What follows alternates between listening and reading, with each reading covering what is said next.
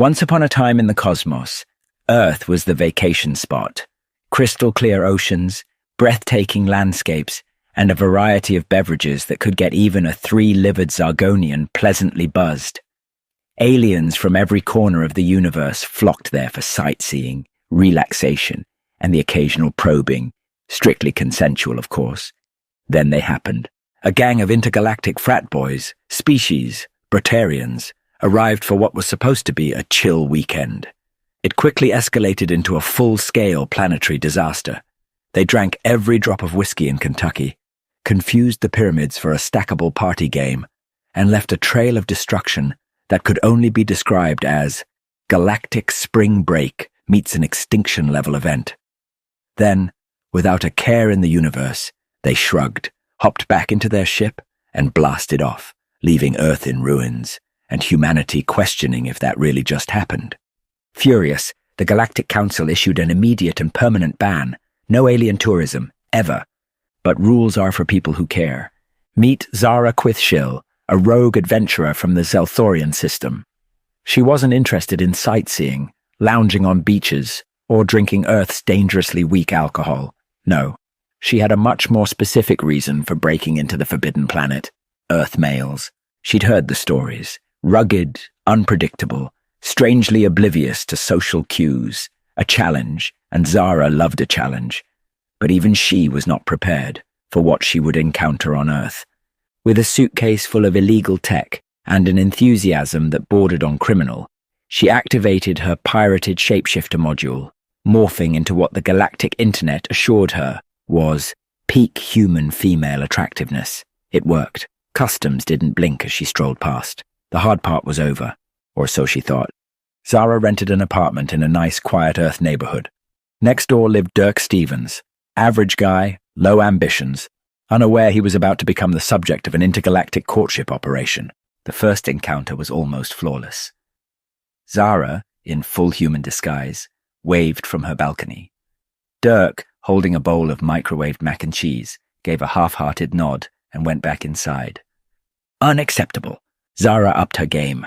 She accidentally bumped into him in the hallway. She left baked goods at his door, confused why humans needed so much sugar in their food. She even tried the ancient Zelthorian mating dance, which involved an elaborate series of gestures meant to signal interest. Dirk assumed she was swatting away invisible bees. Then, disaster struck. One evening, while Zara was admiring her reflection and testing different seductive eyebrow angles, her pirated shapeshifter software glitched. For a brief second, Dirk, watching through his window while attempting to open a particularly stubborn jar of pickles, saw her true form, an elf-eared, leather-skinned being with glowing eyes and a slightly panicked expression. Dirk blinked. Zara blinked. The software restabilized. Dirk shrugged. Cosplay, maybe, he muttered before successfully opening the jar and continuing his night, as if absolutely nothing weird had happened, as humans often do, and then ask, "Where are all the aliens?" Zara was flabbergasted. She had infiltrated an entire planet undetected, but this single human male was impossible to seduce. She tried direct approaches, compliments, witty banter. At one point, she just straight up told him she was interested. Dirk chuckled, patted her on the shoulder and said, "That's nice, buddy. I have got to get a few things from the shops. Could you keep an eye on my place? I lost my keys again." Sure, she said with a sigh. Why did he call me buddy? Zara, a warrior trained in the art of persuasion, admitted defeat. Still, she found herself strangely fond of this odd little planet, full of creatures too dense to notice an alien standing right next to them. She liked Dirk too, even if he was entirely unaware he had been the target of a seduction mission.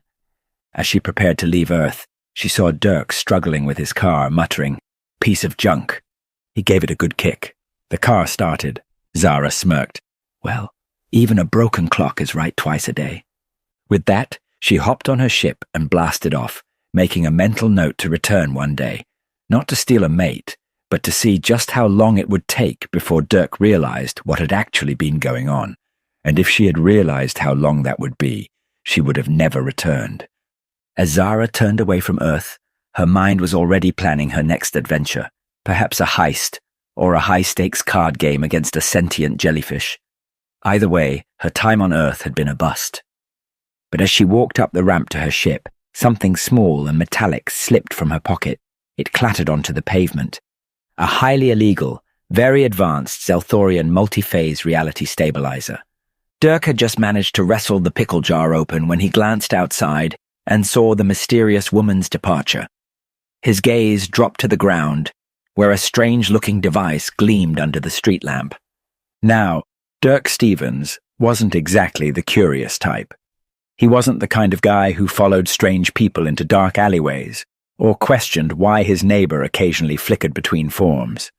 But there was one undeniable fact about Dirk. He was human, and humans, they did dumb things out of sheer instinct.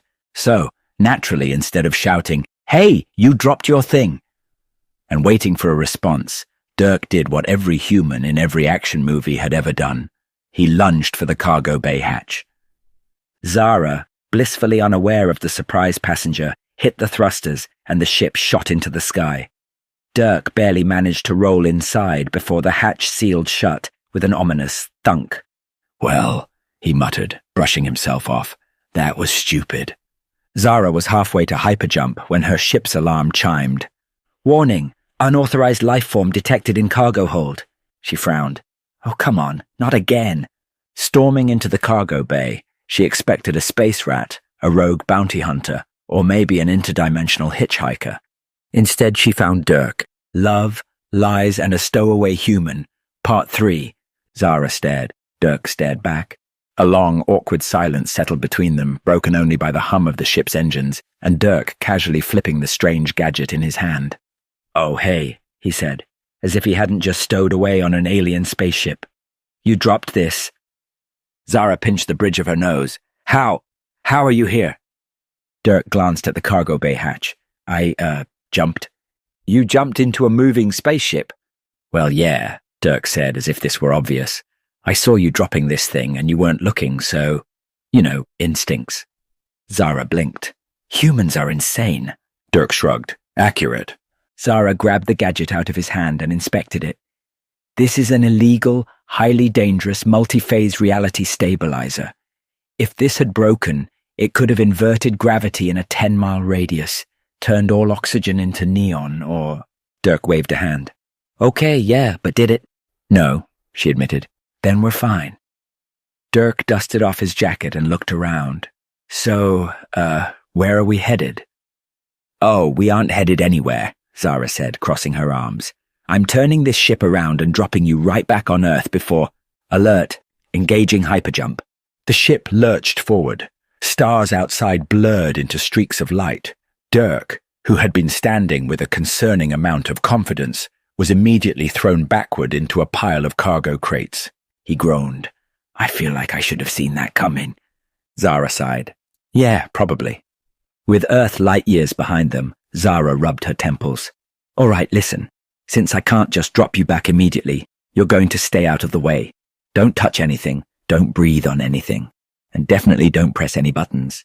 Dirk, now fully recovered from his impromptu flight across the cargo bay, stretched his arms. Cool. So where's the food?" Zara's eye twitched. "You break into my spaceship, force me into interstellar babysitting duty, and now you're asking for food." Dirk patted his stomach. "Hey, running for my life and lunging into spaceships works up an appetite." Zara exhaled slowly. "The food is in the galley, but I swear, if you touch my Zelthorian moon rum..." "Oh, I definitely won't do that," Dirk said, already walking off. Zara muttered a string of curses in her native language and stomped after him. Hours passed.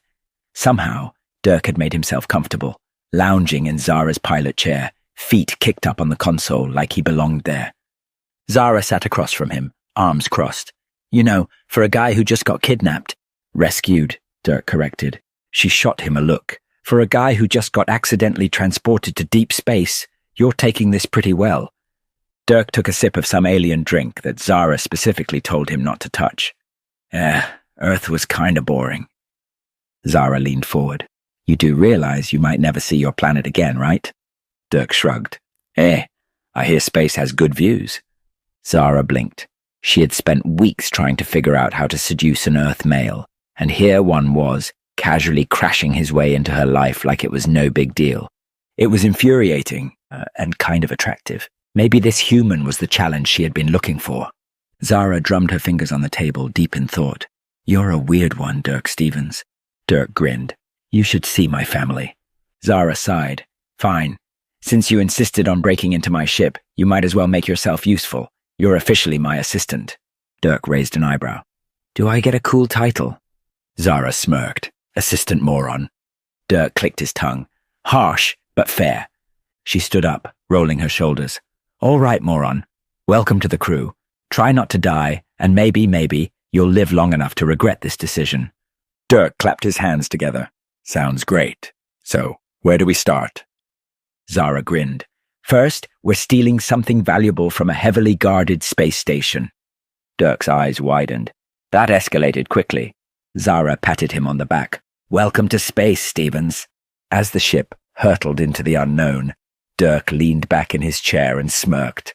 "Well," he mused, "guess it's true what they say. If you're gonna be dumb, you gotta be tough."